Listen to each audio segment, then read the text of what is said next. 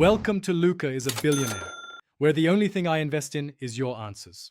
You start by setting clear intent. You want understanding, not to punish. Once done, pick a calm, private moment and state your reason plainly. Make sure to explain specific concerns and be ready to show examples if they help clarify, and emphasize respect for boundaries. You're not searching, you're requesting. Use a soft, direct tone and pause to let Lana respond, because dialogue builds trust and reduces defensive reactions. Once you've opened the conversation, present options that reduce threat. Propose reading together, having Lana summarize relevant parts, or agreeing to time-limited access. If emotions spike, suggest a neutral mediator or counselor to sit in. Make sure to define boundaries, what subjects are off-limits, and what the information will be used for, so Lana feels safe. This approach explains why each option helps preserve trust while addressing your concern. Finish by accepting whatever Lana decides.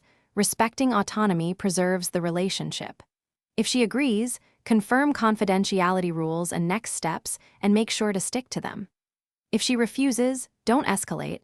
Instead, schedule a calm follow-up or propose joint counseling to work through trust issues. If trust breaks or miscommunication happens, suggest a written agreement or professional support to troubleshoot and rebuild communication without violating privacy. Thanks for watching and please subscribe. It's the best investment you'll ever make.